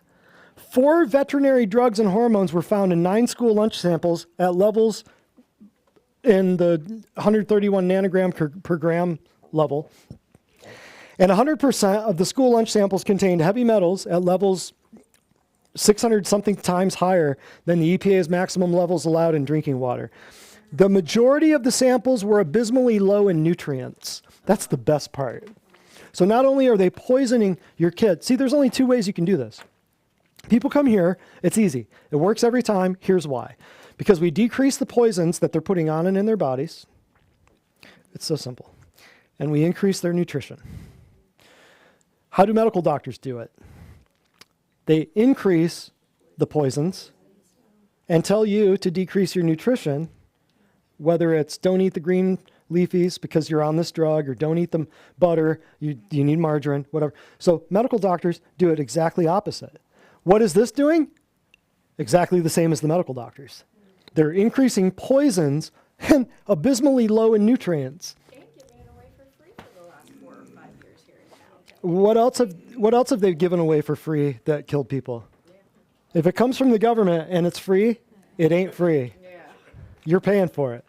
There's no such thing as something free. So when people rolled up their sleeve for donuts and pizza and joints 4 years ago. We predicted stuff like this was going to happen because we saw the writing on the wall. We said, wow, this is the kill shot. This is a big deal. And now we're getting invaded, and we don't have an army. Isn't that great? 6 bucks doctors, sunshine, water, rest, air, exercise, and diet. I don't know why I put that one in there. I just thought it was a nice picture, I guess. 7.2% of the U.S. adults identify as mentally ill. Share of American adults who identify by birth year. Gen Z is 97 to 04, millennials 81 to 96, Generation X is 65 to 80, baby boomers 46 to 64, and traditionalists before 1946. What are you noticing?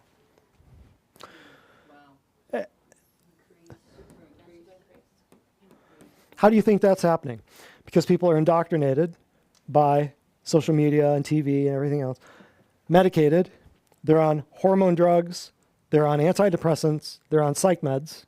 50% of the U.S. school kids are on psych meds? 3rd and 4th generations, too. Yeah, and their moms were on them and their grandparents were on them. Holy crap. You've got Xanax in your DNA. And people think it's okay because their insurance pays for it, right? Their kids are killing themselves, right? All the school shootings, and the kids are hanging themselves by their ties, right? And people, oh, it's not normal, totally normal. No, it's not. No, it's not. They're being starved. So here goes the poisons because of the drugs. Prescriptions written by who? Medical doctors. So the poisons go up and nutrition goes down because the food gets crappier every year, right? And then we have this to show for it. Because you're getting the shots, which have female DNA, into boys, and then you're getting shots that have male DNA into girls. So once again, ask, why are they confused? Their DNA is being rewritten. They're being programmed. So they're medicated, vaccinated, glyphosate, what we just talked about, indoctrinated, and just list goes on and on. Then they're eating radiated food. It's crazy, right? In 100 years, we've gone from teaching Latin and Greek in high school to teaching remedial English in college. Nobody's laughing at that. That was funny. I took Latin in college or in high school, and now it's like people can't write sentences. Me trying to explain all the ways government sucks. That was me back in college right there. That's an inaction shot right there. Vegans combining 5+ carcinogens and 10+ industrial chemicals to make food instead of just eating an egg. That's what we've become. You see the LGBT thing and the rainbow pride thing, and this, it's all just because of confusion. Well, it's not just all because of confusion. Some of them are demonically possessed. But some people are just crazy because of chemicals and food. And if you fix that, they're fixed. But other people are just demonically obsessed. That's it. And then other people, they want to make everything complicated because they think they have a better way than the creator who made them. That's what that is. And here we are. Other considerations to ponder. Here's something I wanted to put in there that came from a lot of the stuff that they saw 90 years ago. Bottle feeding babies versus breastfeeding. I mean, we all know this, but it's not too obvious to a lot of people because they just grow up and they see it on TV. They're like, oh yeah, let's use a bottle. Bottle feeding babies versus breastfeeding results in failure to develop muscles of the face, neck, chest, spine, and head. Why? Because you're using all these internal muscles to breastfeed. But if you're doing bottle feeding, you don't need to do that. Smaller skull size due to lack of regular pressure on joints responsible for adequate skull size and thickness. Smaller nasal passageways are more susceptible to infection. Look at this. Because when you're sucking and you're breastfeeding, you're developing all this space in your head. You're developing the right size head. You're developing the right size sinuses. Your eyes, your sockets, the malar and orbital distances are different in kids that are breastfed from being bottle fed. And he was seeing this on cats. Unbelievable. Unbelievable. Smaller nasal passageways. There's your allergies. And there's your kids that can't breathe. Less symmetrical dental arches and irregular dentition. I'm not even going to talk about that right now. I'm going to show you something here that's going to blow your mind. So bottle feeding babies versus breastfeeding. Just wanted to set the record straight because right here, it's bold. That means I would take a picture. Dentofacial deformity requiring mechanical reconstruction by the use of braces, retainers, and bands is a widespread problem. This is him, not me. there can be no doubt that modern dentofacial problems are encouraged, if not actually caused, by defective diets, by pathologic conditions of the nose and throat, and by general poor health. There also can be no doubt that the study we conducted on 327 patients reveals that the wholesale bottle feeding of our infant population is contributing to this problem. What are the dentists saying? You got the whole medical field, the whole dental field saying, yeah, bottles, breastfeeding, that's nasty. They're demonizing it. So that was Weston A. Price. Go back and check out the Weston A. Price. Well, I'm sorry, this was Francis Pottenger. But compare the Weston A. Price stuff that we did 6 months ago to the Francis Pottenger stuff that we did just tonight. You'll be shocked. You'll be shocked. Now, we'll take it one step further. Royal Lee. What did Royal Lee have to say? There he is. Genius, nutritional genius, 20th century, the greatest nutritional genius in the 1900s. Fought the FDA, was jailed, had everything burned. If you've heard of Royal Rife, this is Royal Lee. So he was speaking about arthritis and periodontal disease, the link between the two. This was in Long Beach, California, to a group of, like an organic food group. This was 1955. Are you ready? Let me show you. This is him talking. Now, Dr. Pickerel, who lived from here to here, was a doctor of dental surgery and a medical doctor. Dr. Pickerel in New Zealand, see, because this guy, Royal Lee, knew people all over the world, and he wrote letters back and forth to these doctors in other countries, and he learned things. He would find out what was happening in Japan and get the research articles translated from Japanese to English so he could read the research articles. It was nuts. And this was back in the 30s, in the 20s and the 30s. It's unbelievable. He's my hero. Dr. Pickerel was talking about dental disease only. A lot of other diseases, I think, there are a whole list that Dr. Pottenger, referring to Francis Jr., that we were talking about, found in his test animals, referring to the 900 cats that we talked about. There are a whole list of diseases that must be added to that. Some of our authorities have termed arthritis, or have called pyorrhea, periodontitis is what you would call it. Back in his day, it was called pyorrhea. This is what we would call it. They've called it periodontitis. They've called it arthritis of the gums. It's the same disease in the tooth socket that you have in the joints. The tooth socket's just like one of the joints of the body because the tooth is separated from the bone by the same kind of membrane, the same kind of cushion. So that anyone who has arthritis usually has this periodontal disease at the same time. Interesting. It's all the same? How can you say that? Here's rheumatology. Rheumatoid arthritis, Modern Medicine News, Rheumatology, Whitney Palmer. This is a medical journal. Rheumatology Network, periodontal disease precedes rheumatoid arthritis diagnosis from August 6 of 2019. Here's a quote from the article. Periodontal disease and periodontal inflammation appear to be present in individuals who are at risk of developing rheumatoid arthritis long before they begin to show signs of disease.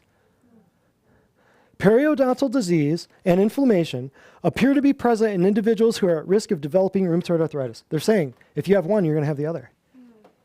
Huh. Interesting. And this was 2019. Royal Lee said the last one in 1955. He already knew. It's the same joint. It's the same tissue. It's the same structure. So how are your teeth ever going to show you what's happening in your knees and your back? I don't know. Ask a farmer that's done it for 6,000 years. They've always looked in the mouth of the cattle, right? Isn't that crazy? Cleveland Clinic, if you don't believe me, here's another one. Did gum disease cause my arthritis? The short answer from a rheumatologist. Now remember, this is rheumatology and immunology out of Cleveland Clinic. July 24th, 2019. Remember, he said, so that anyone who has arthritis usually has this periodontal disease at the same time. 1955, what's the difference? 70-something years. Remember Royal Lee was the dude I told you about that predicted autoimmune diseases 60 or 80 years before they even showed up? I'm about to show you another thing. So this dude's writing, he's saying, I have gum disease, the question, and I was recently diagnosed with rheumatoid arthritis. I've heard these may be linked. Did gum disease cause my arthritis? Here's the answer. Are you ready?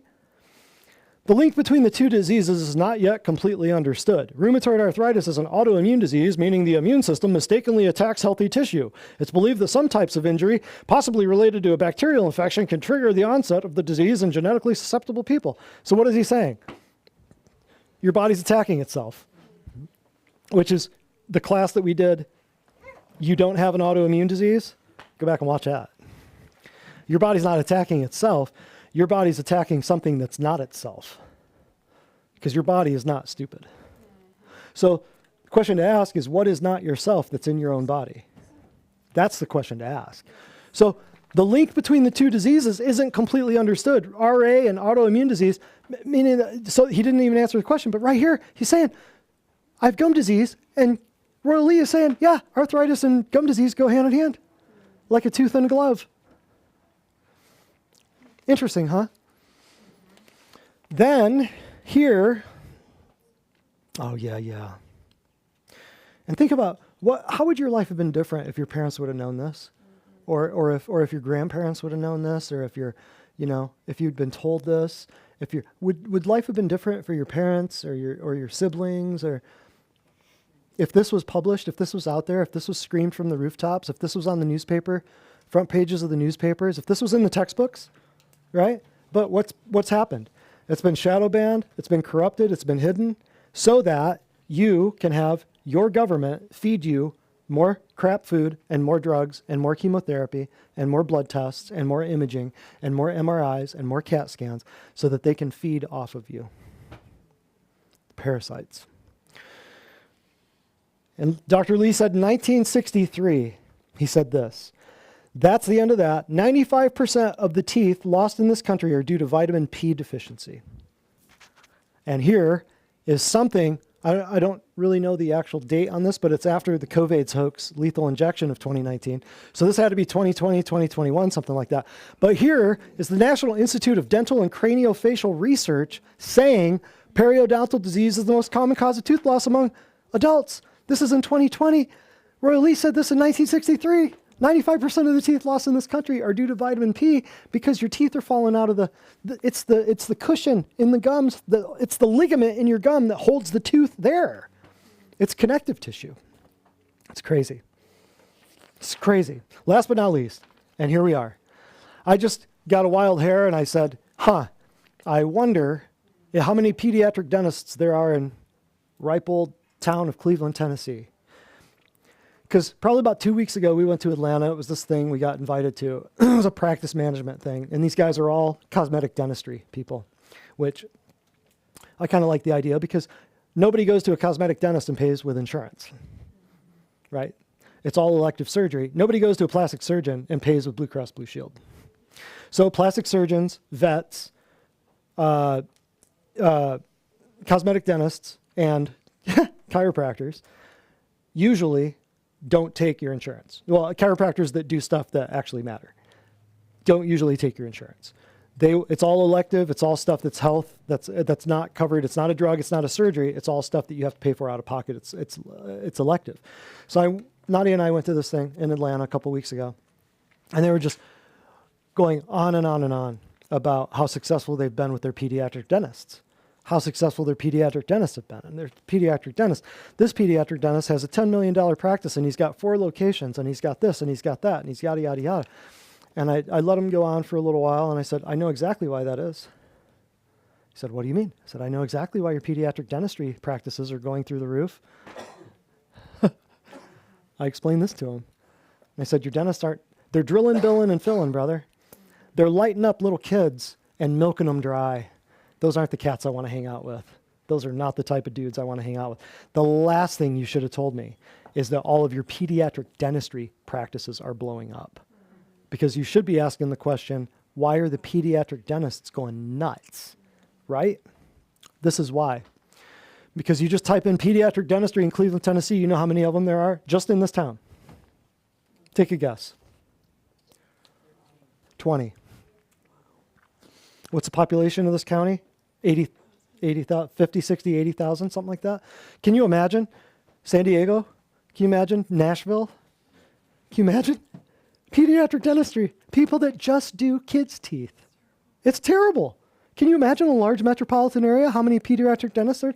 I mean, we're like right here. We're surrounded by them. It's nuts. They're everywhere. There's franchises of them just for pediatric dentistry. Can you imagine? Now, how many children's hospitals are there out there just for kids?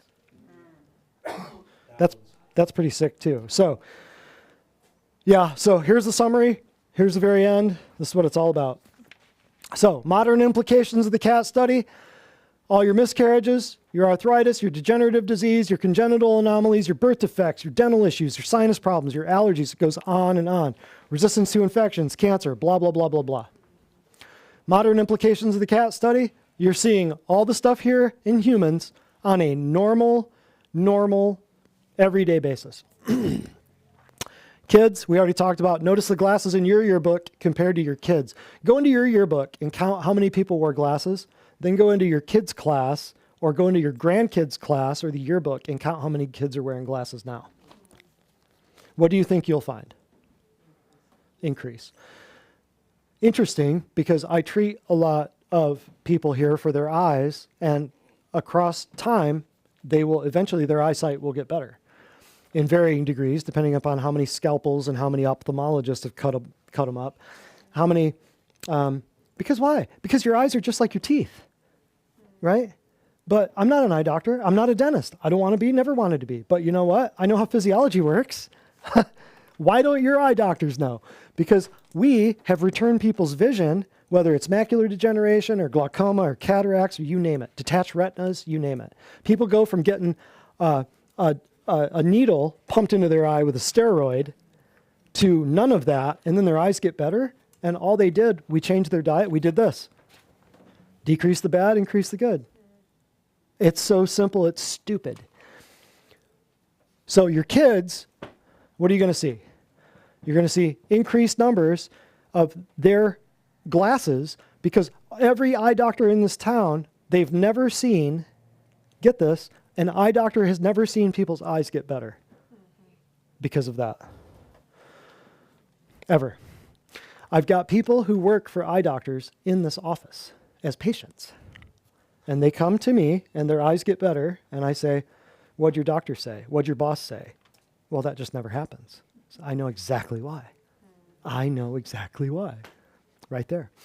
But drive I-75, I remember when I used to have to go back to Michigan back and forth, I'd drive I-75 through Ohio, and I would just Children's Hospital, Children's Hospital, Children's Hospital, Children's Hospital, Children's Hospital, Children's Cancer Hospital, Children's Hospital, Children's Cancer Hospital. Just on both sides of the highway. It was nuts. It was nuts.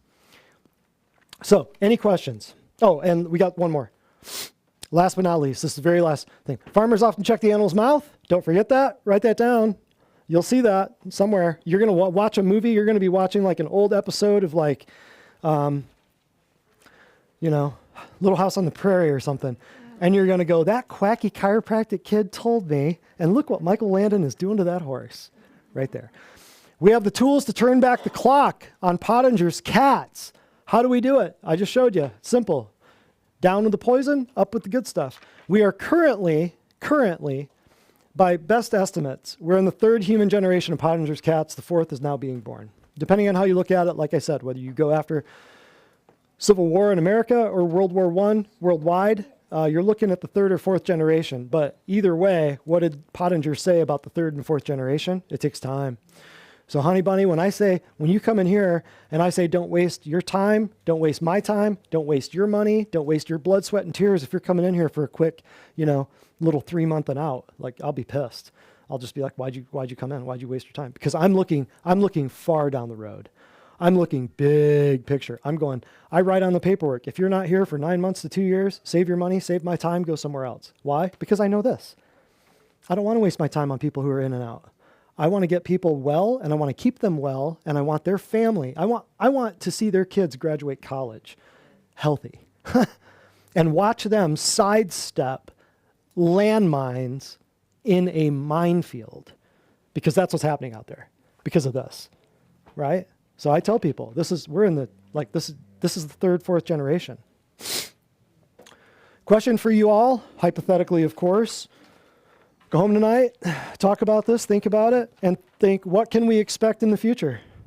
Are people going to get better or worse? Depends on how indoctrinated, medicated, vaccinated, glyphosated, radiated. It depends. Depends on who gets to them. Can you go out there and tell people this? Because nobody else is teaching people this. Yeah, nobody else is teaching people this. Where are all the doctors? Where are all the nurses? Where are all the, the nurses are hired by the pound nowadays. They tip a scale. You're hired. Hey, a couple questions real quick. Thomas got a question over here. Think of your questions. I'll take a couple questions before we're done. Can you explain what vitamin P is again? Can I explain what vitamin P is? Vitamin P is, if you were to look at, vitamin P was named because of paprika and because of permeability. Vitamin P, what you and I would call it, is Ceruta Plus or Ceruta. That's a standard process product that comes basically from the buckwheat plant. It's plants and animals. Plants and animals. Okay. Vitamin P comes from plants. Awesome. Okay. Thank you. Yeah, so like back in the day, it was vitamin A, B, C, D, E, F, G. Then they had like vitamin K, vitamin P. They were all discovered kind of in order. And vitamin P was named because of paprika, because paprika is high in vitamin P. And because of permeability, because it has to do with capillary permeability. So like if your capillaries leak, that's a sign of vitamin P deficiency. You would know it as scurvy or as pink toothbrush or as easy bruising. So when your capillaries leak or when somebody's on a bunch of like blood thinning drugs, that's capillary fragility. That's scurvy. That's a subclinical scurvy that you're drugging them into. Yes. Interesting stuff, yeah? Yeah? What'd you learn? Yeah? Good. Questions? I'll take one more question. That was a good one, man. Thank you. You noticed the vitamin P. I thought, nobody noticed that. I'll just skip over it. I'm not going to get into the whole vitamin P thing right now. But it's in buckwheat, and it's one of the most used plants by standard process simply because of that. Yep. Jane. So according to this, the most disconcerting was with the cats, and so reversing it for the fourth generation, regenerating, the third generation couldn't be fully repaired, brought up to level, but the litter following could be, but not all the way. Just by it got to a certain level, and then that was it. Mm-hmm. If I remember right, yeah. Yep, pretty much. So that's why so many of the bad guys want to poison so much of the food, because they know once we get it in you, we got you. So that's why we tell people, if you're not very suspicious of all of your food and very, very, very careful, all it takes is once, especially nowadays. And I don't mean that to freak you all out, make you afraid, but like you have to be careful of everything that's going on and in your body, especially in this brave new world in which we live, right? There's people out there who are trying to rob you before they kill you.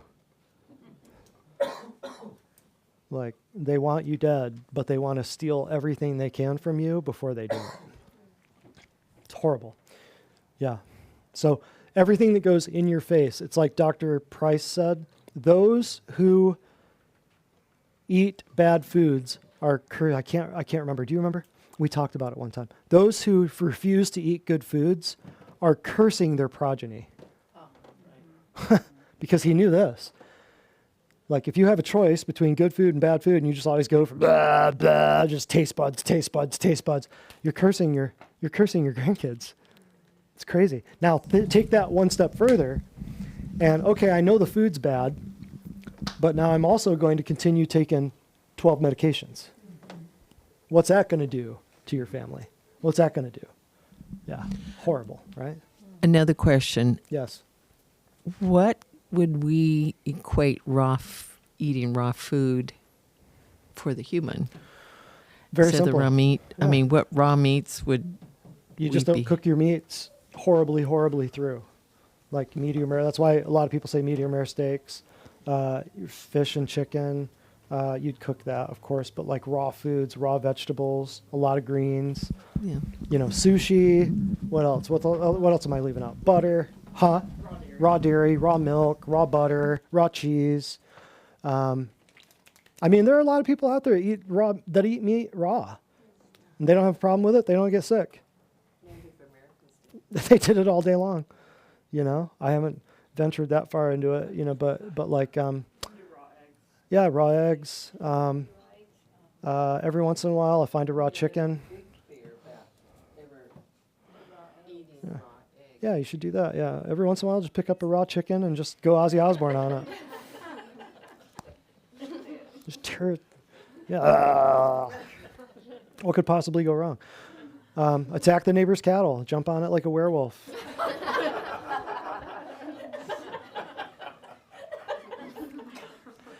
No, but raw meat, you can do. You know, I'm okay with like looking towards raw organ meats and raw. Yeah, I guess I've done that a few times, but like sushi, stuff like that. You could do a lot of raw stuff if you really think about it. Tons. Yeah, and I can get something to you too. Like what they found was like the best diet. Well, I mean, yeah, what was the dude's name? The Liver King that ate the raw testicles and the raw liver. I mean, the dude was drinking blood too, but I mean, if the Liver King can do it, Jane, I'm sure you can do it. And you're not pumping nearly the amount of steroids he was. So, oh, he was shooting roids. He was on the gear in a big way. But yeah, so yeah, Gordon, you gotta. Let's do a question if I have a statement. Of course, you always have statements. Okay. Quote Revelation for me. So my statement is 1 John 5:19 There it is. says 1 John. the I was off whole by one world book. lies in the power of the evil one. Mm-hmm. And if you listen to everything Dr. Brett said tonight, you can see exactly that there is a war. Yes. We're born into a spiritual war, Mm-hmm. okay? And obviously, Satan is doing everything he can to destroy the human. He hates God. He hates God's creation. And he's doing everything he can to destroy the human race, poison us, make us suffer. And thank God it's not going to be too long before it'll be over. Because Jesus Christ, who came, died for our sins on the cross, what did he say? As it was in the days of Noah, if you know what was going on in the days of Noah, so shall it be in the days of the coming of the Son of Man. And it's going on all over the world in secret laboratories and DNA, all the mess that they're doing. So It's everywhere. praise Oh, God for his Savior. That's right. We got a. Out of the 16 entries, we got 4 winners. Oh, I don't no know if way. say the names on Wait, where are they sitting? I want to know who cheated first. got a couple cheaters right there. I knew it. I knew it. Sandra Martinez, Techelet, Estella, and Jane Galley. Wow. Okay. So, you guys, when we're done here, we'll break in just a second. Grab your stuff at the front counter. Got some prizes up there for the winners. I hope they're good. They're good prizes. They're fabulous prizes. They're always. We don't give away crappy prizes. We do great prizes. Something else. Oh, and I was just going to say, we just announced before we sign off, last week we announced the gold, silver, bronze program for people so that they can understand. They can come on board if they want to just do bronze or up it a little bit and then just do silver. Gold is going to be the whole kit and caboodle. Like we get you from 50 to 90% better in 90 days, guaranteed. But if people don't want to take the time or the energy, then fine. Okay, just do the bronze or the silver. We've announced that last Memorial Day. We worked on that for probably the better part of a year and a half to get that ready to go so that people can hop on board. So if you know friends and family members and coworkers and people at church who have kind of been dipping their toes in and they're kind of playing around and they just get sicker and sicker and they don't know who to listen to and they're confused by the Instagram, social media gurus and they're reading the wrong books and they're taking the wrong supplements and they're going to Walmart to get their stuff, let them know that there's a new sheriff in town and we have some new programs. So that's a big deal. That took us a lot of work, a long time to get that set up. And it's just in the effort of trying to get this stuff propagated out there and trying to help more people. We know people are hurting, people are struggling. You know, there's a lot of financial stuff going on right now out there, and there's the medical. They're not slowing down. The medical field is not slowing down. They're coming full bore. They're trying to get your kids, your grandkids. They're trying to get you, and they're trying to get you quickly. So we're trying to open up everything we can to just, you know, blow the walls off this thing. So we're trying to help a lot of people. So announce that to people, let people know. Thank you, Dr. Brett Spradlin. And we'll see you. I'll be gone for a month, and then I'll see you in July. Cool? All right. Yay.